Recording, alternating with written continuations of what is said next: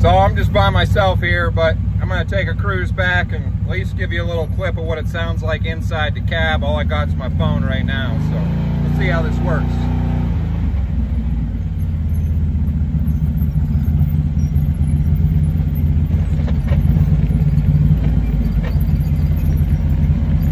Sorry about the squeaky brake. Give you a better clip when I get out on the road. Alright, here we go.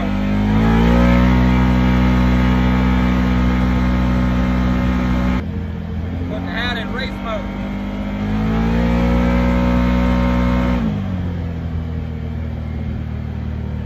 Right, it's pissed off like 30 neighbors.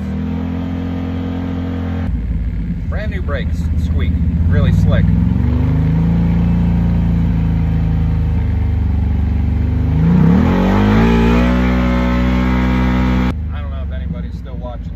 So I took the front sway bar off and it really made a ride difference. So I tried taking the rear off, and the rear makes it pretty sketchy. You know, a lot of body roll. It rides nice, but you go around them corners and rip it, whoop. All right guys, so previously I did a 1-year review on this when we first got it, and seemed to be pretty helpful for a lot of people. So I'm gonna go ahead and do a 2-year review on this thing. Coming up on 2 years of ownership here in a couple weeks, and a lot has happened in the last 2 years of owning this thing. So would you buy one? Would you not buy one? What mods should you get if you do have one, or if you're gonna get one? Should you get an extended warranty? What issues have I had gone wrong with this thing? What do I like? What don't I like? So I'm gonna go ahead and get into all that today, especially for the fact that driving out to this spot right now, my smart lock light just came on. So that's interesting. Wasn't even planned in the video today. So yeah, without further ado, we'll go ahead and get into it, and we'll see what we got going on with the Maverick Sport XRC 1000. Okay, so let's start off with what's went wrong with this thing. I just checked the mileage. I got 1,641 miles on it, 125 hours, and pretty much we'll just say 2 years of ownership. So it's a 2021 Can-Am Maverick Sport XRC 1000. Bought it brand new from the dealer. I've been the only owner. Oh yeah, and what do you think about dealerships, dealer service? I'll get into that if I remember in the video too, because got a pretty good lesson about dealer services, quality and thoroughness of the dealer service, how long it takes to actually have it in there, you know, stuff like that. So anyway, what have I gone wrong with this thing? 1,641 miles, 125 hours. So about a month ago, I just put brakes on it for the first time. So I put front brakes and rear brakes on it. The Can-Am brakes were about $150 for the front axle, $150 for the rear. I went with SuperATV brakes, $65 for the front, $65 for the back. You know, you can find them anywhere. The other issue that I've had is a rotational clicking noise coming from the left rear of this thing. Now this is the X model in XRC. So it is the 64, 65 inch wide model, different than the regular Maverick Sports. So even from like 6 months of owning it in the beginning, I had a rotational clicking noise in the left rear. You would turn sharp in parking lots and it would just click in the left rear, kind of like it was a bad axle. So I got roped into buying an extended warranty from the dealer when I bought this thing new, took it back to the dealer, which is absolutely a fucking horrible idea for anybody. I mean, it wouldn't matter if you were 3 years old and couldn't even function to use a wrench and didn't know what you were doing. You'd be better off working on it than taking it to the dealer. I hate to say that, but I had a terrible experience with the dealer service, start to finish. So I took it to Johnny K's here. Rotational clicking noise in the left rear. I even typed it up on a piece of paper so my words wouldn't get construed with somebody else's words. It took them 2 to 3 weeks to get it in, actually get it in to look at it. I tried to schedule an appointment. They don't schedule appointments. So yeah, so they got it in. The service guy called me, and just right off the rip, now this is at the time 6 months of ownership. I think it was like a week out of factory warranty. And the guy's like, you ever had your transmission serviced? And I was like, no, it's not even due for a transmission fluid. You know, what are we talking about? He says, well, we pulled the transmission dipstick or the transmission drain plug, and there's metal all inside the transmission. This thing needs a transmission. And off the rip kind of tried to pin it on me. Like, what the fuck, you know? So we argue back and forth, brand new machine. Are you sure it's not an axle? Are you sure it's not an axle? Yep, needs a transmission. So whatever, okay, so well, it's back ordered for 6 months. We're gonna have to keep it till then. No shit, brand new, $30,000. I bought all the accessories at the dealer, the extended warranty, tax, 30 grand. And yeah, said, okay, whatever, you know. So like weeks go by, now I call the dealer just to check and see what's going on. Yeah, it's still on back order.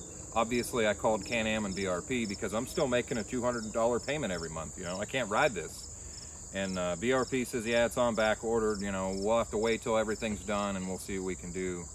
I call a couple other dealers, Can-Am dealers, they can't find one anywhere, it's on back order, so is what it is, you know. So months go by. Finally the transmission comes in. Okay, great, you know. Got that transmission in. He calls me the next day. He says, hey, we got that transmission in. Noise is still there.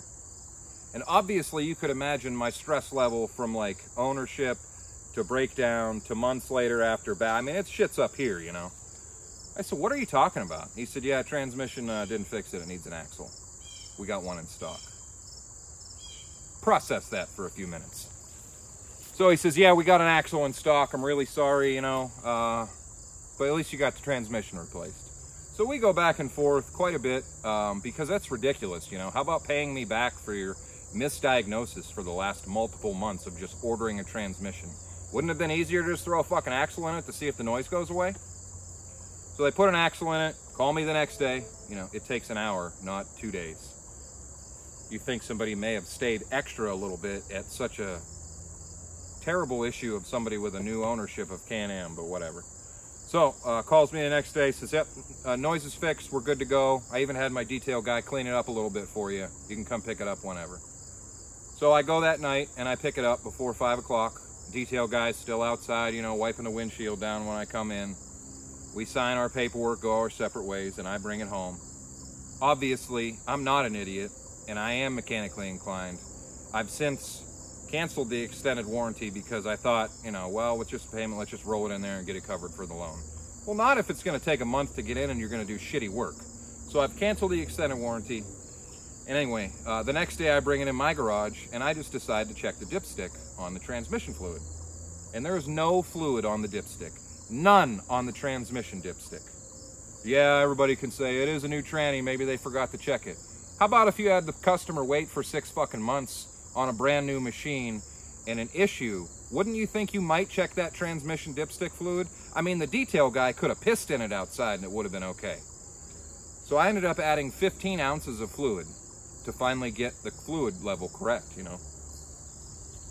So we go and drive it for, you know, a couple months here and there, and noise is gone, everything's great, and never really, you know, everything's been dry. Never really went through any water holes or anything like that.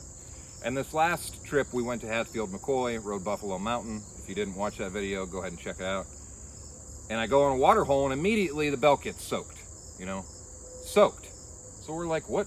Okay, you know, we drain it out, keep riding for the rest of the day, bring it home, pull the clutch cover off the front, thinking maybe the seal around the outside got torn or something. Seal all looks good. There's a breather hose that goes behind the belt box up,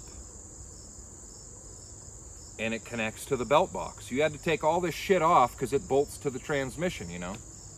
The fucking hose was not connected to the belt box. You could take the hose like this and just wiggle it around. So we misdiagnosed it. We didn't fill the transmission fluid up, and we didn't hook the pretty crucial hose up that literally pours water into the drive, into the belt box. So was I sabotaged? Is the service department really that fucking terrible? I don't know. But I would strongly recommend never to take it to a dealer for anything at all unless you have to. Which brings me to the smart lock light. It drove fine. I just drove it 10 minutes here to the woods. No issues. So I don't know. We're going to figure out what the smart lock light is. But yeah, so that's kind of the major issues of things that I've had go wrong with this thing. Literally, I've had nothing else go wrong with it at all. Left rear axle, which was bad. Transmission, which they misdiagnosed, but I got a new one anyway, and I put brakes on it. So other than that, this thing has been bulletproof since we got it. 2 years, almost 2,000 miles, 125 hours, no issues at all. So as far as longevity and breakdown for a Maverick Sport, even the X model, highly recommended. No issues at all. All right, so we're gonna go over some of the accessories that I bought for this thing. Front bumper, which is a Can-Am trail bumper. You can see that. So we went ahead and put that on. The wheels and tires, bought beadlock wheels. They're System 3 wheels and Carnivore 30s. Just kept the same size. The XRC models come stock with 30s. Added these mirrors. Got the Harbor Freight LED light bar. It come with a nice waterproof wiring harness, as well as you know, some switches inside here. That's where we went ahead and put them. Yeah, so light bar, mirrors. Went ahead with a UTV direct half windshield. It was about half the price of OEM. Got a Can-Am sport roof. Can-Am 4-point harnesses, Can-Am door bags, as well as a Can-Am center shoulder bag. Got the electronic device holder, which is kind of like a glove box there. You know, it's nice to hold your phone, put things in. In my opinion, it should have came with that. Got a Bluetooth speaker. You know, just as simple as $200, super good sound, you know, turns colors on and stuff. Let me see if I can get it to come on. There you go.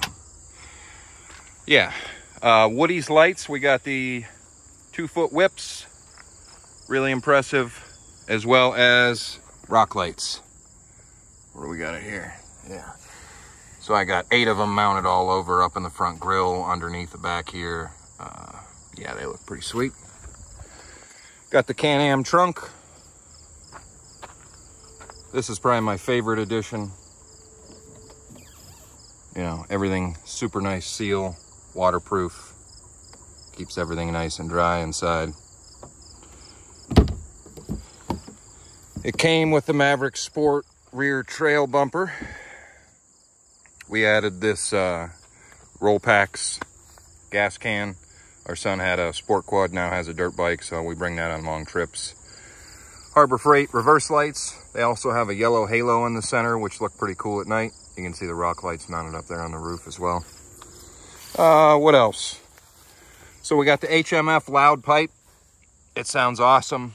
My buddy has a Yoshimura pipe. We went with the HMF because it was quite a bit cheaper, and I am not disappointed. It's pretty awesome. What else? That could be it for the mods. I mean, that's definitely... Oh, it is DYNOJET tuned. We do have a DYNOJET tuner, Powervision 4.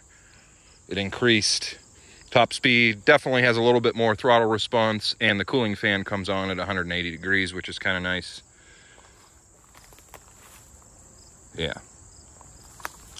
So I think that could be it. I do have a Trinity Racing belt. It didn't need a belt, but we put a belt on before the last Hatfield trip, maybe about 1,200 miles. Saved the old belt. Yeah. So that's kind of my review on the Maverick Sport 1000 XRC. There are a lot of differences of the X model to the regular Sports. So I would definitely buy any of the X packages, XMR, XRC, XXC. The suspension is significantly better, the full doors, the seats, the instrument cluster. You get a lot of extra with it that is worth it. So there is that. You heard the breakdowns, you know, just put an axle in it and brakes, really, no other issues. It's been sitting for about 2 months, so I can't imagine what the smart lock light is. I mean, I've changed the fluid and stuff, you know, normal maintenance, so shouldn't really be any issues there. Yeah. And make sure you stay tuned for the next video, because we are going to go back to Hatfield for Trail Fest. So we should get some pretty sweet videos, pretty sweet footage. They shut the town down. I mean, there's hundreds of side-by-sides that go there, dirt bikes, four-wheelers. The trails will be full.